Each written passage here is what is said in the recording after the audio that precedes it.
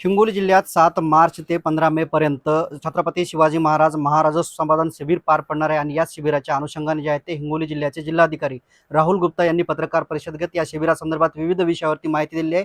यावर बोलण्यासाठी आपल्यासोबत आहेत जिल्हाधिकारी राहुल गुप्ता सर. खरं तर एक महत्त्वाचं शेतकऱ्यांसाठी शिबिर आहे सर. पांधरण रस्ते असतील तर अन्य काही गोष्टी असतील. या संदर्भात सरकारने काय निर्णय घेतले आणि शेतकऱ्यांसाठी काय माहिती आहे नेमकी?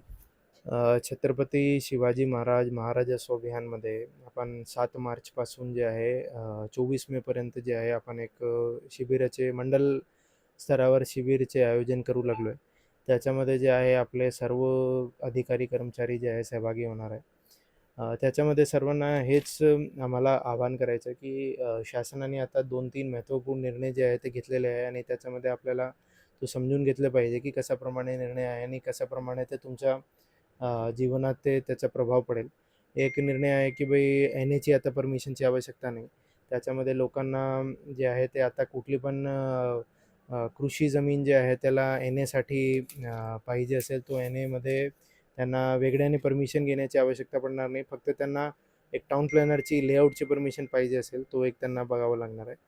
दुसरा विषय आहे तुकडेबंदीचा, ज्याच्यामध्ये ऑलरेडी आत्तापर्यंत 20 जिरायती आणि 10 बागायती जे आहे, आता त्याच्या खाली जे आहे आपण कधी खरेदी आणि विक्री करण्यासाठी आपल्याला स्पेशल परवानगीची आवश्यकता होती. परंतु आता जे आहे तो परवानगीची आपल्याला आवश्यकता पडणार नाही. कुठली पण समजा शेतकऱ्यांना कधी विहीर, कधी बोर वगैरे कधी समजा छोटे घरकुलसाठी काहीतरी जमीन जी आहे खरेदी विक्री करायची होती, त्याची जी अडचणी आहे ते शासनाने दूर करून दिलेली आहे. तो एक आपल्याला समजून घ्यावा लागणार आहे.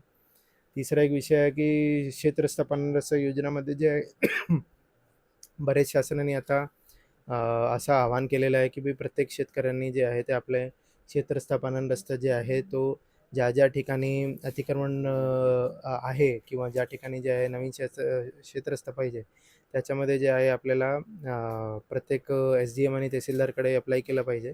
त्याच्यामध्ये शासनाने असा एक निर्णय घेतलेला आहे की आपल्याला कुठली मोजणीची फीस किंवा पोलीस प्रोटेक्शनची फीस भरण्याची गरज पडणार नाही आणि आपल्याला शेतरस्त्या बांधण्यासाठी निधी पण जे आहे ते जिल्हा वार्षिक योजना किंवा अन्य स्रोतामार्फत मिळणार.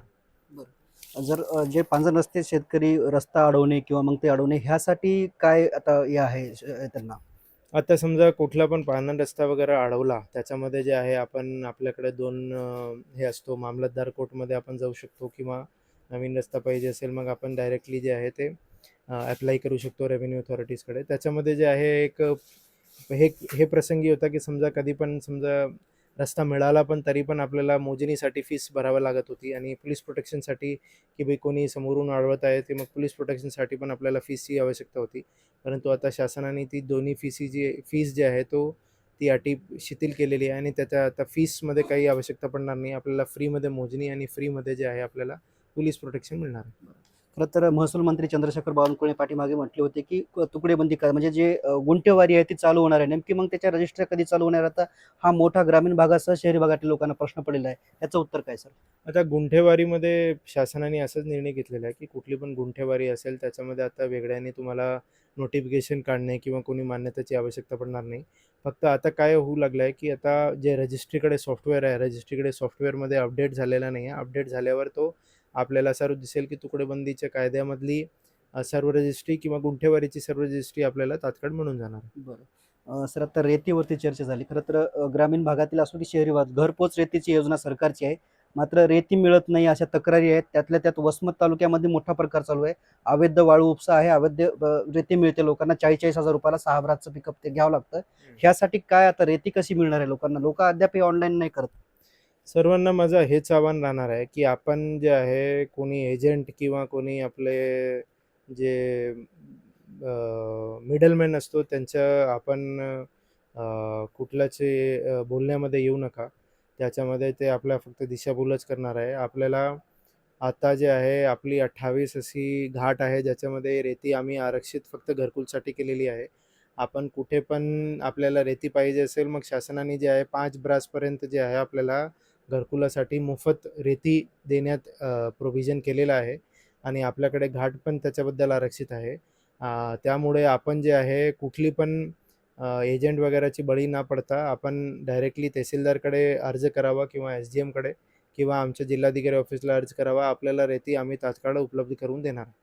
निश्चितच शेवटे जिल्हाधिकारी राहुल गुप्ता कॅमेरामन ज्ञानेश्वर वानखेडेसह मी रमेश चेंडके, TV9 मराठी, हिंगोली.